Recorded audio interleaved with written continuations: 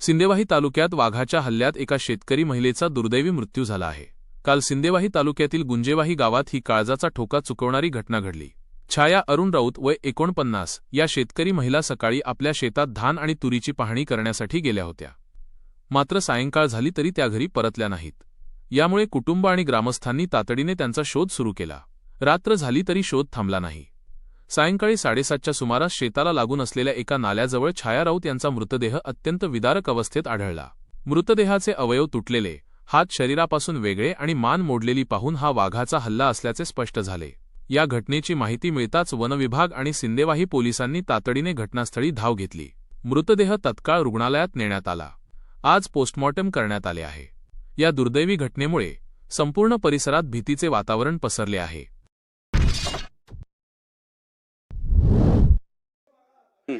है 32 दिवस ही फाईल डीजी ऑफिस मध्ये पडून होती। 32 दिवस रेती सारख्या संवेदनशील विषयात एक पोलीस अधीक्षक रिपोर्ट करतो, हे डिसिप्लिन आहे? हा राकेश जाधव नावाचा अधिकारी बाहेर येऊन आपल्या सहकारी अधिकाऱ्यांना सांगतो, मेरा कोई बाग बाका नहीं कर सकता, कोई बाग बाका नहीं कर सकता। रेती चोरीमध्ये याचं क्षेत्र नाही आहे। हा त्या चिमूरमध्ये जातो, चिमूरमध्ये जाऊन गाड्या सोडतो आणि आता ती फाईल आज चहल साहेबांनी आज मागितली। मंत्री महोदय, कुणाची बाजू घेतोय आपण? अरे वाळूचे कनरगडता पहिले तेल निघे, आता नोटाचे बंडल निघतात। तुम्ही या एसडीपीओला वाचवण्यासाठी तुम्ही त्या डिसिप्लिनरी ऍक्शन करता? काही तर मन आपल्याला आहे की नाही? आपण काय पत्थर के सनम झालोय? तुम्ही आता त्यांना निलंबित करा। त्यांना वाचवण्यासाठी डीजी ऑफिस मध्ये यंत्रणा आहे। मी स्वतः डीजीला भेटलो, डीजीनी 4दा फोन केले, फाईल निघत नव्हती। 4दा मी प्रत्यक्षात स्वतः भेटलो। अशा डीजी मॅडम असेल तर मला म्हणे मैं क्या कर सकती हूं। खरंच आहे। कुठे गेला महाराष्ट्र? अध्यक्ष महाराज, अपेक्षा ही आहे, तुमच्या जिल्ह्याचा मी पालकमंत्री राहिलो आहे, कधीतरी जाण ठेवा। तुम्ही आता त्यांना निलंबित करा आणि निलंबित करून फक्त ही डिसिप्लिनरी ऍक्शन नाही, त्याची एसीबीची चौकशी करा। नागपूर एसीबीला प्रकरण द्या आणि त्याची बाकी माहिती व्यक्तिगत मी तुम्हाला देतो।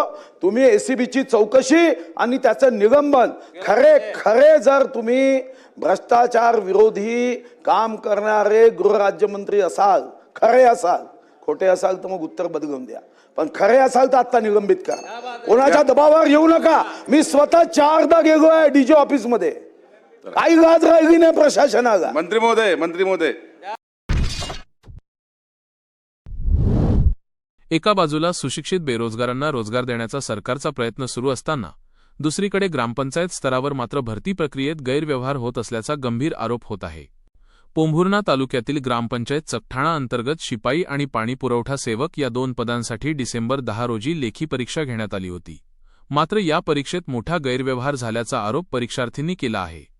ग्रामसेवक सचिन आदे यांनी आर्थिक लोभातून ठरलेल्या परीक्षार्थ्यांसाठी पेपर फोडला असल्याचा आरोप निवेदनातून करण्यात आला आहे। त्यामुळे गटविकास अधिकारी यांना लेखी निवेदन देऊन झालेली संपूर्ण भरती प्रक्रिया त्वरित रद्द करावी आणि दोषींवर कायदेशीर कारवाई करून नव्याने पारदर्शक भरती राबवावी, अशी मागणी सर्व परीक्षार्थींनी केली आहे। या गंभीर आरोपावर प्रशासन काय भूमिका घेते आणि तरुणांना न्याय मिळतो का, हे पाहणे महत्त्वाचे ठरणार आहे।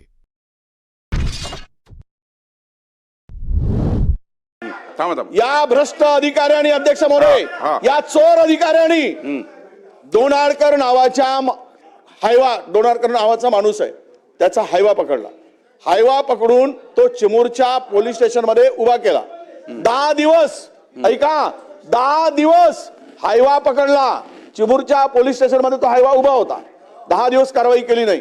पोलीस अधीक्षकांनी जाऊन म्हणजे त्याच्यापूर्वी तोच ट्रक तिथून काढला। त्यांनी लेखी स्वरूपात डोनाळकरनी दिला, मी 50,000 रुपये दिलेत म्हणून ट्रक सोडला, म्हणून 50,000 रुपये हायवा लेखी स्वरूपात पोलीस अधीक्षकाकडे आहे, 50,000 रुपये दिल्याचा म्हणून। आणि त्यानंतर तो हायवा सोडल्यानंतर तोच हायवा ब्रह्मपुरी पोलीस स्टेशननी गुन्हा दाखल केला। म्हणजे चिमूर पोलीस स्टेशन मधून हायवा सोडला, 50,000 रुपये घेऊन 10 दिवस उभं करून कारवाई केली नाही, एफआयआर केला नाही आणि नंतर त्याच्यावर तोच हायवा रेती भरलेला ब्रह्मपुरीमध्ये पकडला गेला बिना रॉयल्टीने आणि त्यांनी गुन्हा दाखल केला. हा गंभीर नाही अध्यक्ष महोदय? थोडी तरी आम्ही राज्यकर्ते म्हणून लाज वाटायला पाहिजे. ज्येष्ठ सदस्य आम्ही सगळे बोलतायत, एवढी पकडल्या गेल्यावर त्यावरही यांनी तिथे सुद्धा गडबड करायचा प्रयत्न केला, बाकीच्यावर तिथल्या पोलीस स्टेशनवर प्रेशर टाकायचं. चला मंत्री महोदय, आणि म्हणून आमची मागणी आहे, नाहीतर मी इथेच उपोषणाला बसतो. एवढा चोर आणि भ्रष्ट अधिकारी असताना त्याला वाचवण्याचा काय कारवाई करतायत अध्यक्ष महोदय? जो होत नाही तर आम्ही बसून राहू, पण मला निलंबन, या अधिकाऱ्याचं निलंबन झालं पाहिजे अध्यक्ष महोदय, कारण तो पकडला गेला आहे, गुन्हा सिद्ध झालेला आहे, पोलीस अधीक्षकाच्या चौकशीमध्ये निष्पन्न झालेला आहे. त्यामुळे आता त्याला वाचवण्याचा प्रयत्न करू नये. चला मंत्री महोदय. सभा कौशल्य विकासाचे धडे गिरवणाऱ्या ITI विद्यार्थ्यांकडून चक्क पाणी वाटपाचं काम करून घेतल्याचा एक अत्यंत धक्कादायक प्रकार चंद्रपूरमध्ये उघडकीस आला आहे. चंद्रपूर जिल्ह्याच्या दौऱ्यावर राज्याचे कौशल्य विकास, उद्योजकता आणि नाविन्यता विभागाचे मंत्री मंगलप्रभात लोढा हे होते. त्यांच्या कार्यक्रमासाठी येथील नियोजन भवन सज्ज होते. पण या कार्यक्रमाच्या आधी सुरू असलेल्या एका बैठकीत जे दृश्य समोर आलं ते खरंच विचार करायला लावणारे आहे.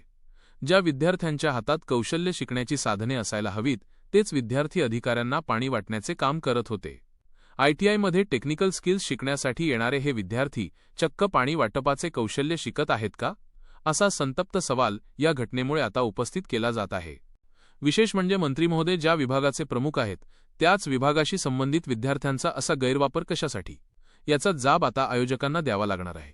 शासनाचेच कार्यक्रम आणि शासकीय विद्यार्थ्यांचा असा वापर कितपत योग्य आहे, या घटनेवर चंद्रपूर जिल्हा प्रशासन काय स्पष्टीकरण देते याकडे आता लक्ष लागून राहिले आहे.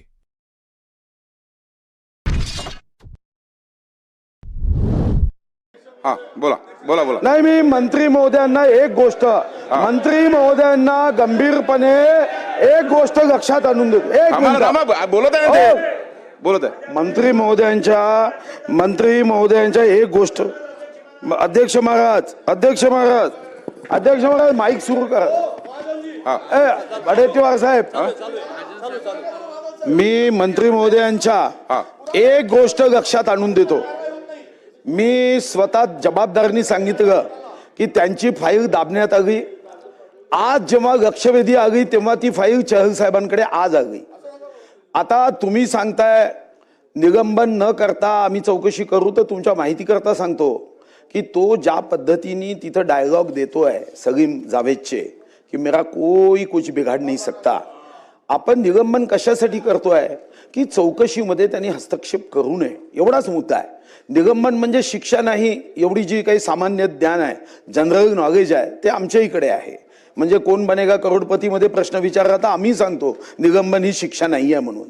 पण आपल्याला विनंती आहे की हे सामान्य ज्ञान सरकारला आहे का की निलंबन म्हणजे शिक्षा नव्हे. निलंबन करण्याचं उद्दिष्ट जेव्हा या संदर्भातलं परिपत्रक काढलं गेलं तेव्हा कोणत्याही चौकशीवर त्याचा अनुकूल प्रतिकूल परिणाम त्यांनी करू नये म्हणून त्याचं निलंबन आहे. निलंबन म्हणजे शिक्षा कोण म्हणताय? तुम्ही आत्ता निलंबन करा, त्या चौकशीवर कोणताही अनुकूल प्रतिकूल परिणाम होणार नाही. आज ती फाईल गेली, इतके दिवस पडून राहिली, 4-4दा गेल्यावर पडून राहिली, याचा अर्थ काही तर गंभीर आहे. हा, वाचवायचं असेल तर वाचवा, काही अडचण नाही. वाचवायचं असेल तर वाचवा, सांगा आम्हाला वाचवायचं आहे, काही अडचण नाही. पण कमीत कमी अशा पद्धतीने डिसिप्लिन पोलीस विभागाचं बिघडू देऊ नका की एसपीच्या विरोधात जाऊन. अध्यक्ष महाराज बोलू द्या ना, बोललेत ना आपण, बोलू द्या ना, गंभीर विषय आहे. हो मांडला आपण, मांडला ना आपण ताबडतोब निलंबन करावं ही मंत्री महोदयांना हात जोडून आग्रही मागणी आहे. सन्माननीय मंत्री महोदय. सभागृहाचे ज्येष्ठ सदस्य सन्मान्य सुधीरभाऊ मुनगंटीवार यांना माझी विनंती आहे. आपण सभागृहाचे ज्येष्ठ